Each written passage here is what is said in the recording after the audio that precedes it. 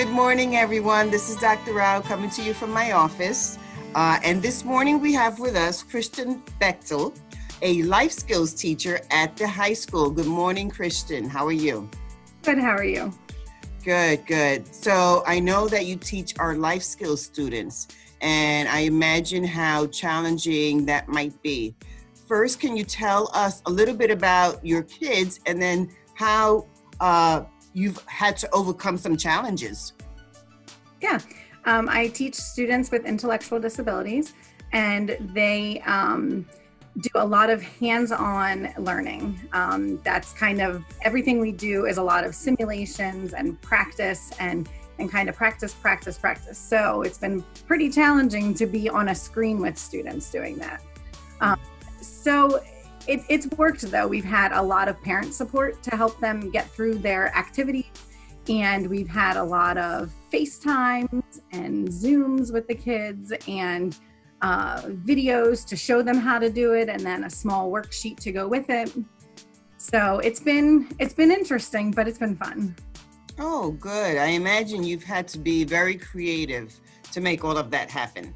Yeah, I think the part where we've had the most fun is with videos, and we've tried to keep a sense of normalcy for the kids, because they're used to, like, May is the fun month. We have our field day that we've had for so many years, and we have our field trip, and we do an end of the year picnic where we celebrate our seniors, and we go to Long's Park and they all prepare the food that we're going to eat out there. So we try to do things like our last week, we did all of our learning was based on those activities. We had a virtual picnic and we shared recipes and we encouraged them to eat outside if they could. We had our field day and the staff did a relay race where we put all of us together passing the baton to each other. And then we ended with one of the teachers winning, and the kids all thought that was the coolest thing. Yeah. The class Zoom at the end of each week. So that's kind of, to our students, the biggest thing. They've missed the interaction with their friends. Absolutely. Yeah, they've kind of been stuck in at home, and a lot of them don't have phones or the means to call their friends. So they get on there and they're like, "Oh, hi," and they're, I miss you, and it's really cool. It's neat. Yeah. So how is the communication with parents? How are they feeling during this time? I think it's gone really well.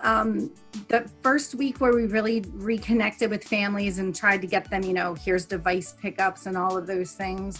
Our team divided back into our case management caseloads, and we sort of said, all right, that's our point person, will be the point person for that family. They can reach out to any of us, but kind of go to that person first. And most have gotten onto Schoology. I think out of our 38 kids, we've had 30 of them successfully logging in pretty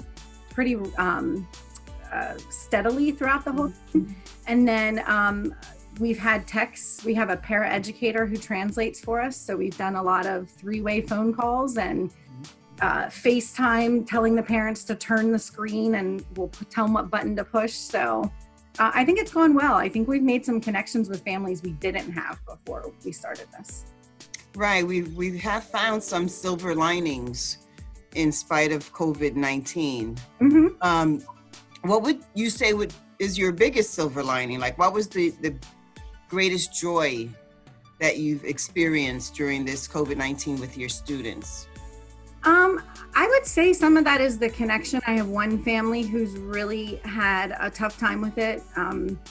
They are predominantly Spanish speaking, although mom has fairly good English, so has been able to communicate well with me. But they've had limited access to internet. It works, then it doesn't. So we've communicated a lot through texting and sending pictures of the work to her text. Then she'll have her son do it and she'll send a picture back to me.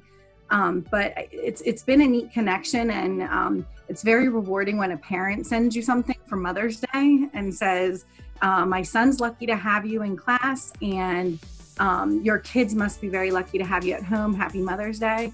So that was kind of one of those moments in teaching. Yeah. Okay, if nothing else is working this week, that was very cool.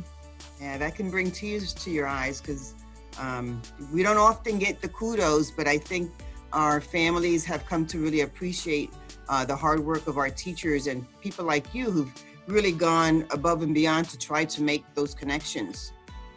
In terms of coming back to school, and we don't know what that's going to look like.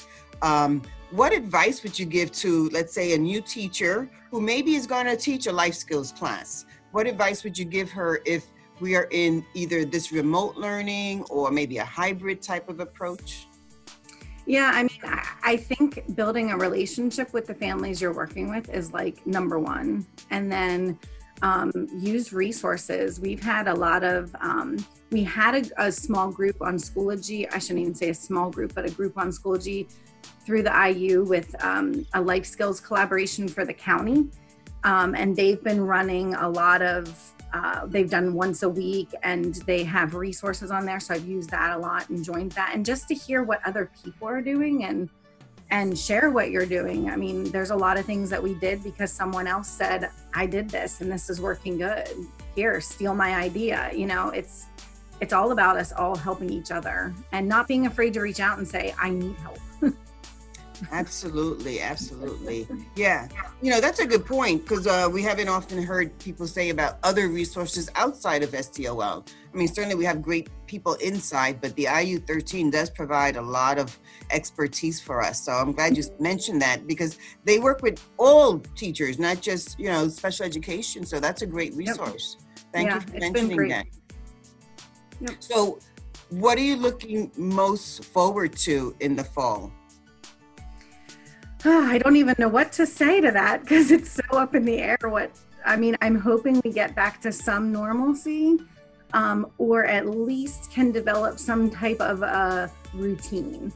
I think we were sort of getting into the groove of that and then it was over. And I think it will help if we, I get it. It was an emergency situation where we all sort of went, okay, this is what we're doing. And but I think it will help if we say you need to get on, grades count, some things will help get kids to buy into it a little bit more.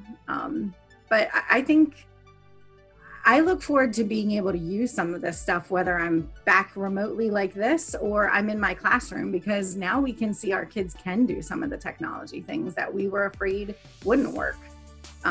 So we can use some of the stuff that we've planned for anyway. Yeah, again, that's one of the silver linings that we get to keep some of these great new skills that we've developed because we had no choice. But now we say, hey, that's a good thing. We should keep that. Right. Right. Yeah. So thank you so much for talking with us. I think you brought a lot of joy to the work, certainly to your students. But I really love the idea of us maintaining some of those skills and strategies that are working for us now and keeping them as we move forward because, technology is there to stay. And so we've really come to learn. I know I have come to learn so much more about how to use technology. So I imagine many of us are in the same boat. So thank you and have a great summer. Thank you. You too.